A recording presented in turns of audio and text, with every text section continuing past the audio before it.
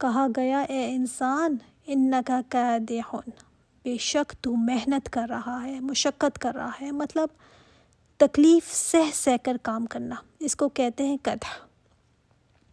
اور کادح کا کادح جو ہے نا وہ کرنے والا، قد جو ہے نا مطلب اس کو سہ سہ کر کرنا، اور کادح جو ہے وہ کرنے والے کو کہتے ہیں، یعنی ہر انسان مشقت سہ رہا ہے، اور مشقت سہتے سہتے وہ آگے بڑھ رہا ہے۔ روزانہ کی ایک مشقت پر دوسری مشقت۔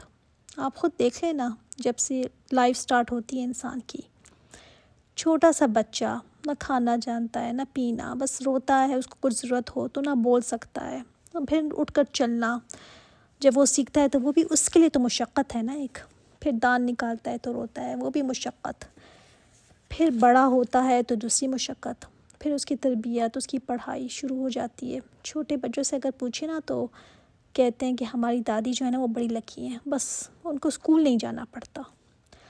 تو وہ بچے نا اپنے اوپر یہ سمجھتے ہیں کہ یہ مشقت ہے، مشکل کام ہے، اسکول جانا، ہوم ورک کرنا، پھر اٹھنا، پھر فلاں یونیورسٹی کے لیے ایڈمیشن، اس کے لیے محنت کرتا ہے انسان، پھر جوں اور بڑا ہوتا ہے، کوئی نہ کوئی چیز حاصل کرنے کے لیے محنت، مسلسل مشقت کرتا ہے، اپنا لائف سٹائل اچھا ہو، اچھی جاب ہو، یہ سب کیا ہے؟ یہ سب قدح ہے۔ پھر شادی، پھر بچے، پھر بچوں کی آگے مشکلیں، پھر ان کے لیے مشقت کرتا ہے، ان کے مسائل حل کرنے کے لیے پھر محنت کرتا ہے، پھر اس کا دوبارہ سے وہی سائیکل شروع ہو جاتا ہے، پھر اب اپنے بچوں کے لیے محنت کرتا ہے، ان کی خاطر اب مشقت جھیلتا ہے، مشقت طے کرتا کرتا کرتا انسان کا اینڈ کس پر ہوتا ہے؟ الی ربک کدحا فملاقیہ۔ تمہاری ساری محنت، ساری مشقتیں، تمہاری ساری اسٹرگل کا اینڈ کیا ہے؟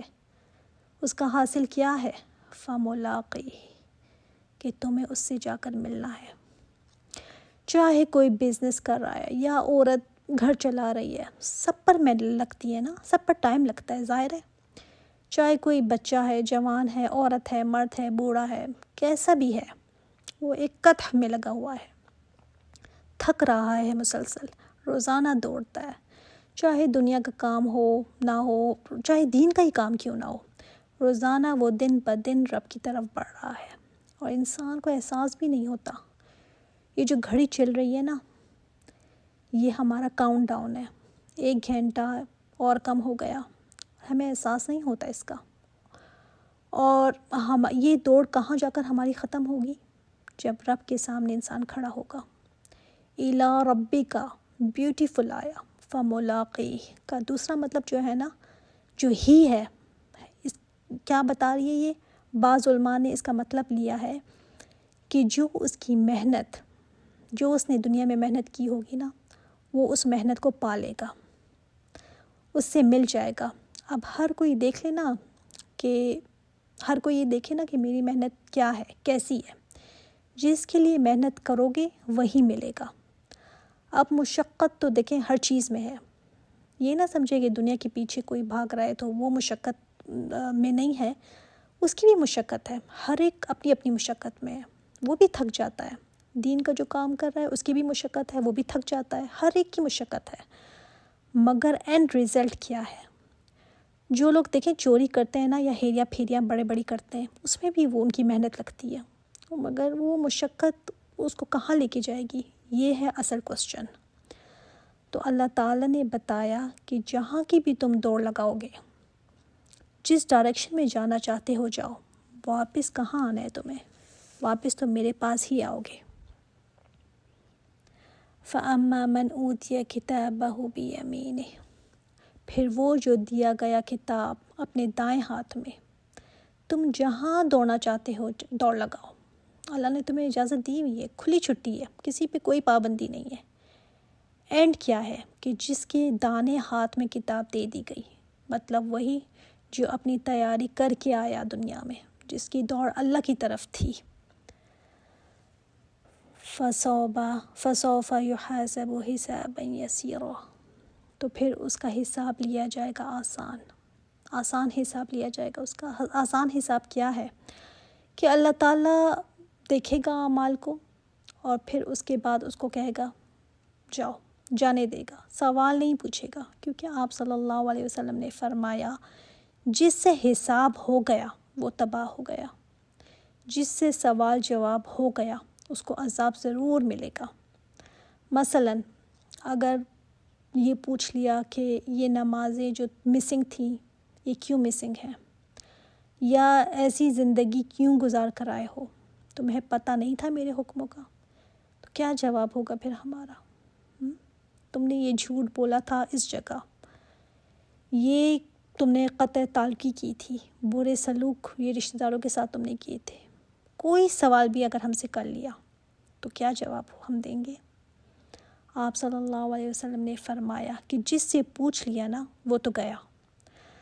تو حضرت عائشہ رضی اللہ تعالیٰ عنہ نے فرمایا کہ قرآن میں تو ہے کہ نیک لوگوں کا بھی حساب ہوگا، فَسَوْفَ يُحَاسَبُ حِسَابًا يَسِيرًا، تو پھر ان کے لیے بھی کیا تباہی ہے؟ تو آپ صلی اللہ علیہ وسلم نے فرمایا یہ وہ حساب نہیں ہے، یہ تو صرف پیشی ہے، جس سے اگر پوچھ گچھ ہو گئی تو وہ تو برباد ہو گیا۔ پیشی تو سب کی ہونی ہے نا، پیشی سے تو اللہ کے آگے تو کی عدالت میں جو کھڑے ہوں گے وہ تو سب نے ہی کھڑا ہونا ہے، لیکن جس سے پوچھ لیا گیا وہ مارا گیا۔ تو کھڑا تو دائیں ہاتھ، جن کو دائیں ہاتھ میں کتاب دی جائے گی ان کو بھی کھڑا ہونا پڑے گا۔ اب جب کھڑے ہوں گے اللہ کی عدالت میں تو کانپیں گے، کیونکہ کوئی بھی ایسا نہیں نا جس کے اعمال نامے میں گناہ نہ ہو، کوئی غلط کاریاں نہ ہو، اس لیے تو صحابہ ڈرتے رہتے تھے۔ حضرت عمر نے فرمایا کہ اگر کہہ دیا جائے نا کہ سب جنت میں چلے گئے ہیں سوائے ایک کے، تو مجھے لگے گا کہ وہ ایک میں ہی ہوں جو باہر ہوں، اتنا ڈرتے تھے وہ لوگ۔ تو یہاں کہا گیا کہ آسان معاملہ ان کے ساتھ ہوگا جو اصحاب الیمین ہیں، ان کا حساب جو ہے نا وہ یسیر ہوگا۔ ہم بھی اللہ تعالیٰ سے دعا کرتے ہیں کہ اللہم حاسبنا حسابا یسیرا وینقلبوا الی اہلہ مسرورا، اور جب ان کا حساب کتاب لے کر اللہ تعالیٰ نے ان سے کہہ دیا کہ جاؤ تم تو پاس ہو، تو یہ اللہ تعالیٰ کی الٹیمیٹ رحمت ہوگی کہ وہ غلطیاں گناہ دیکھے گا اور قدرت بھی رکھتا ہے کہ سزا دے، پکڑ لے، پھر بھی وہ پکڑے گا نہیں اور جانے دے گا۔ تو اب اس بندے کا جو سکھ کا سانس اس کو آئے گا، جو ریلیف اس کو ملے گی، تو وہ اپنے گھر کی طرف خوشی خوشی جائے گا۔ میدان حشر میں جو اس کے گھر والے کھڑے ہوں گے نا، ان کی طرف خوشی خوشی لوٹے گا کہ دیکھو دیکھو میری کتاب۔ قرآن میں دوسری جگہ آتا ہے کہ یہ کہے گا مجھے یقین تھا کہ میرا حساب ہونا ہے، میں نے اس کے لیے تیاری کر رکھی تھی۔ ایک اور جگہ آتا ہے کہ لوگ ڈر ڈر کر جو رہا کرتے تھے نا دنیا میں، یہ وہ لوگ تھے جو ڈر ڈر کر رہا کرتے تھے دنیا میں اپنے گھر والوں میں۔ اپنے گھر والوں میں بھی کیسے تھے کہ ڈرتے رہتے تھے، جبکہ دیکھیں بندہ جو سب سے زیادہ ریلیکس ہوتا ہے نا وہ اپنے گھر میں ہوتا ہے، کیونکہ دوسروں کے ساتھ تو ہم ذرا بن سنور کر ذرا بات کرتے ہیں، جو اتنی ریلیکس طریقے سے ہم نہیں ہوتے نا، ہم تھوڑا سا بن بھی لیتے ہیں، لیکن گھر میں ہم کسی سے بات، کسی کے پیچھے بات بھی کر لیں تو اتنی فکر نہیں ہوتی، کچھ بھی کہتے پھریں، گھر ہی ہے نا میرا، بے فکر ہو کر بندہ رہتا ہے۔ تو یہ کیسے لوگ تھے؟ ڈر ڈر کر رہتے تھے،